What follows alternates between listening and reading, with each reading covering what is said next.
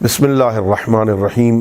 جمعے والا دن اللہ رب العزت کی طرف سے بھی ایک نعمت ہے، اور اس میں خصوصاً نماز جمعہ کے بارے میں ہمارے معصوم ہادیوں کا فرمان ہے کہ یہ نماز جمعہ پیغمبر گرامی اسلام کی امت کے فقراء لوگوں کے لیے حج کا درجہ رکھتی ہے۔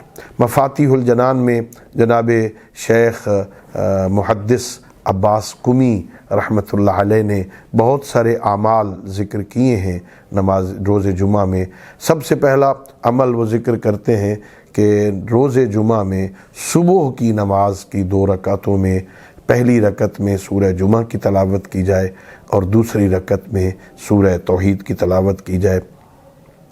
اس کے ساتھ فرماتے ہیں اگر کوئی بندہ جمعہ والے دن صبح نماز سے فارغ ہو کر وہیں مصلی پر بیٹھا تعقیبات میں مصروف رہے یہاں تک کہ سورج طلوع ہو جائے، سورج کے طلوع ہونے تک وہیں بیٹھا ذکر خدا میں مصروف رہے، تو اللہ رب العزت فردوس بری میں اسے کے 70 درجات کو بلند کر دیتا ہے، اسے بہت بلند مقام عطا فرماتا ہے۔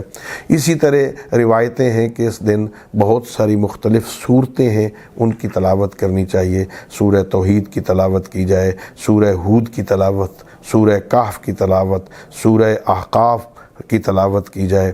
اسی طرح فرماتے ہیں کہ درود شریف کثرت سے اس کی تلاوت کی جائے۔ سنت مؤکدہ ہے روز جمعہ کو غسل کیا جائے۔ سید الانبیاء نے فرمایا یا علی، اگر تجھے گھر کا روزانہ کے اخراجات، قوت، کھانے پینے کا سامان بیچ کر پانی خرید کر بھی غسل کرنا پڑے تو ایسا کرو، غسل کو ترک نہ کرو، اس لیے کہ یہ غسل طہارت کا سبب بنتا ہے، گناہوں کی معافی کا سبب بنتا ہے، مستحب ہے اس دن غسل کیا جائے۔ ہمیں کوشش کرنی چاہیے اس لیے کہ لیس للانسان الا ما سعی، کوشش کرنا تو بندے کا کام ہے، پھر اس کو عملی آخر تک پہنچانا اور اس پر اجر و ثواب عطا کرنا یہ اللہ رب العزت کا کام ہے۔ ہم کوشش کریں، یہ مستحبات بجا لائیں، اللہ رب العزت اسے قبول فرمائے اور ہم سب کو اجر عطا فرمائے۔ ہمیں سب کو خالق کائنات جمعہ کے دن کی برکتوں سے استفادے کی توفیق عطا فرمائے۔ وآخر دعوانا ان الحمد للہ رب العالمین۔